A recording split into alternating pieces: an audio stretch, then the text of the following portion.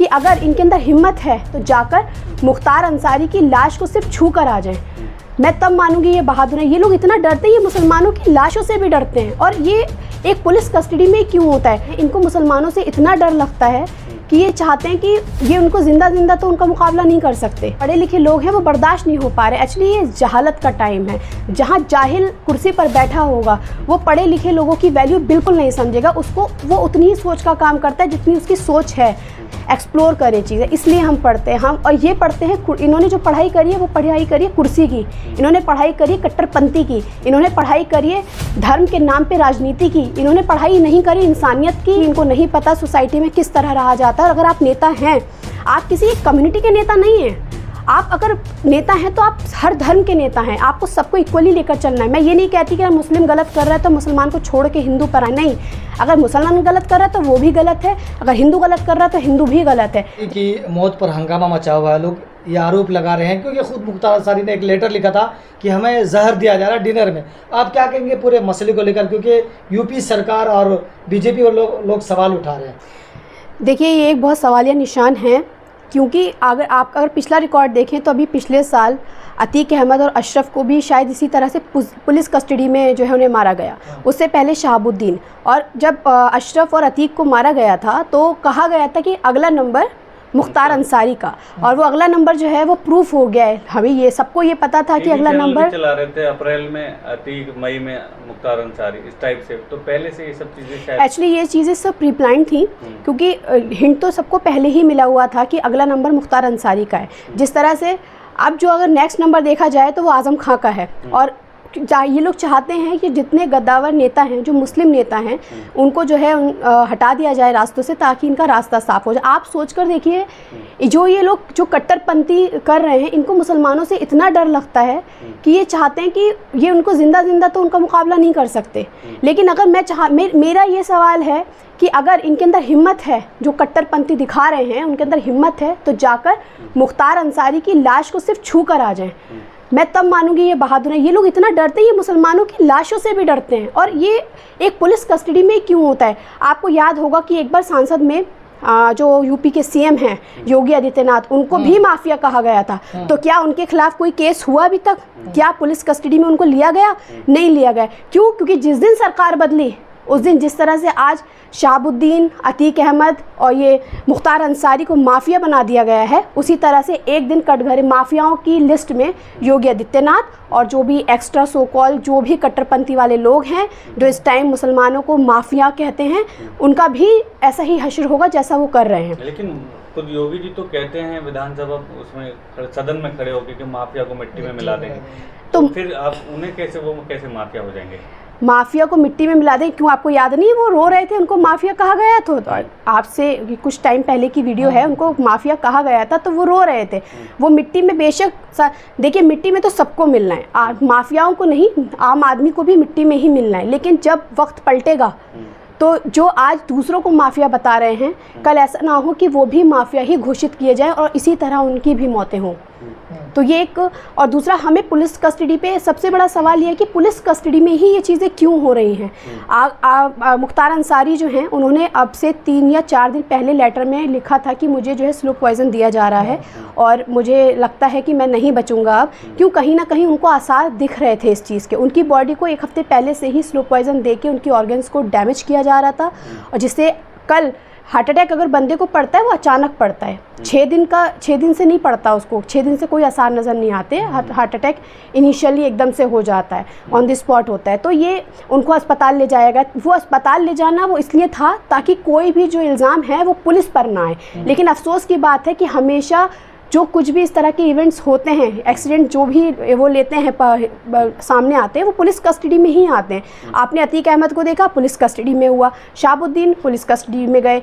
अब ये जो है मुख्तार अंसारी, ये भी पुलिस कस्टडी में गए। और अब अभी भी जो आज़म खां हैं वो भी पुलिस कस्टडी में है। ये अब हमें ये देखना है कि आगे होता क्या है। आप वकील हैं, तो जिस तरीके से शंका जाहिर हो रही है कि जहर दिया, आप भी अल्फाज यूज़ कर रही हैं, उनके परिवार का भी आरोप है, मीडिया में भी ये रिपोर्ट चल रही है, तो क्या इसको लेकर कोई कार्रवाई प्रशासन पे बन सकती है?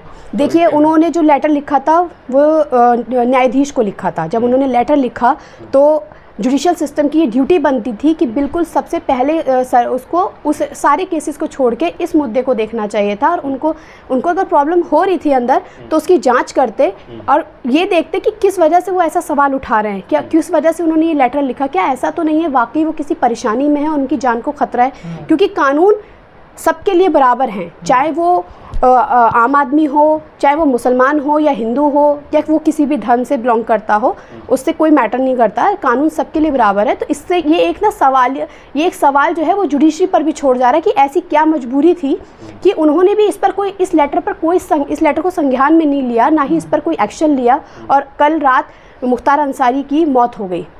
लेकिन जिस तरह से मीडिया इस्तेमाल कर रही है अल्फाज माफिया, हालांकि उनके नाना ब्रिगेडियर रहे हैं, चाचा उस उपराष्ट्रपति रहे हैं, लेकिन लोग ये एमएलए भी रहे, विधायक भी रहे, मीडिया चाहती तो विधायक भी इस्तेमाल कर सकते थे, लेकिन लगातार माफिया कहा जा रहा है उनको। देखिए, मैं एक बहुत छोटी सी बात आपसे कहूँगी कि जाहिल आदमी को पढ़े लिखे आदमी की पढ़ाई से सबसे ज़्यादा डर होता है।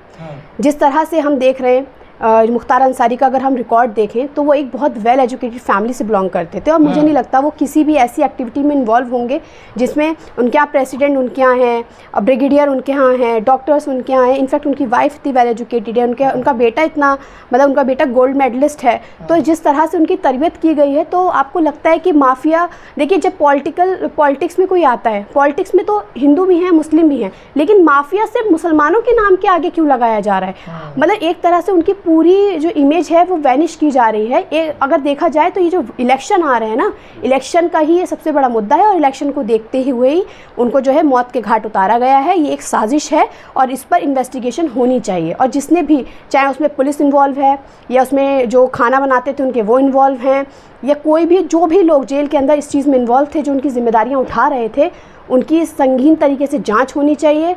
और जो भी खाना उनको दिया जा रहा था, क्या दिया जा रहा था, किस तरह से उस पर पूरी मतलब एक इन्वेस्टिगेशन होनी चाहिए, बैठनी चाहिए, ताकि पता चले कि एक्चुअल में हुआ क्या था।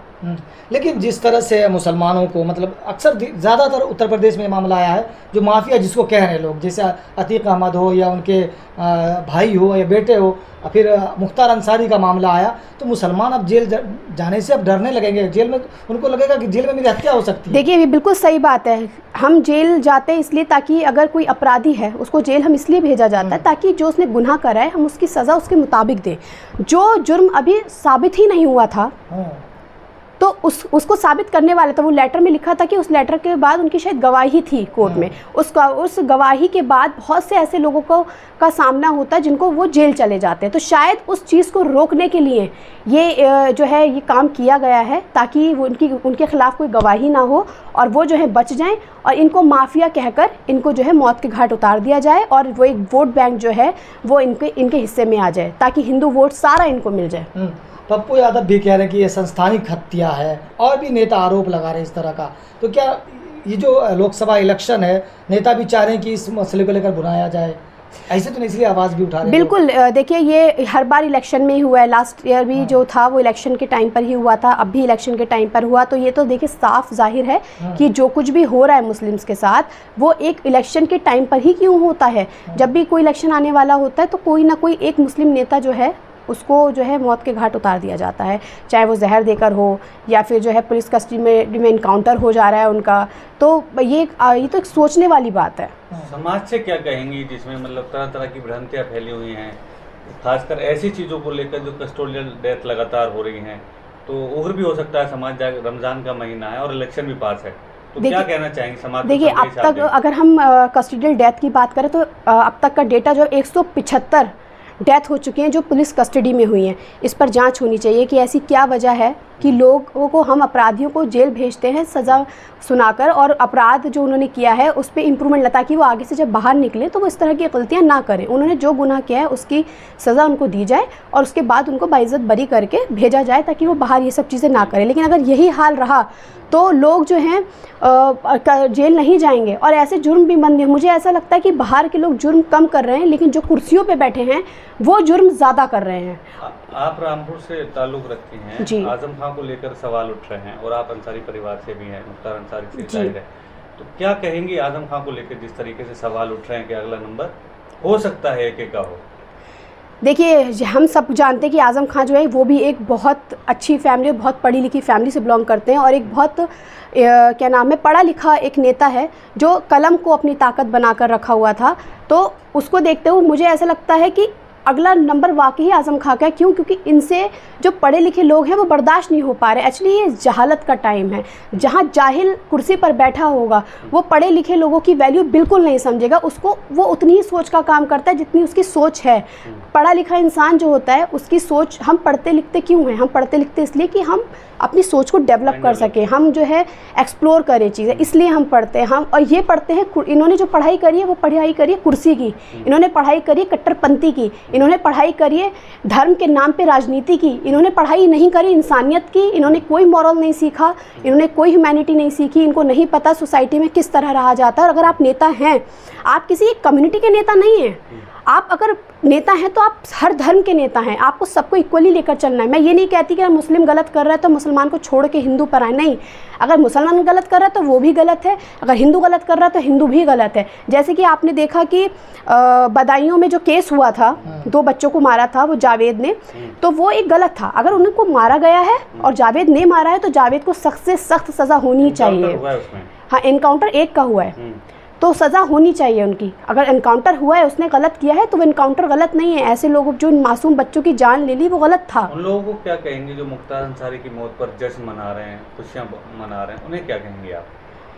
देखिए, मैं उनके लिए तो यही कहूँगी कि आज आप जश्न मना लीजिए, मेरी मौत को हादसा बताने वालों, कल जब तुम्हारे साथ ही ऐसा होगा तो फिर मैं क्या लिखूँगी। तो ये वही बात है कि जब उनके साथ ये चीज़ें होंगी तो वो हम जो भी लोग हैं वो भी जश्न मनाएंगे इसी तरह से। अगर वो मुख्तार अंसारी एक बुरे इंसान होते, ख़राब होते या उन्होंने लोगों के हक़ में अच्छा नहीं किया होता तो आज उनकी डेड बॉडी को देखने के लिए, उनके अंतिम दर्शन के लिए उनके घर के बाहर लोगों का तांता नहीं लगा होता। क्योंकि अच्छे लोगों के घर में भीड़ होती है, बुरे लोगों को कोई देखने नहीं आता है।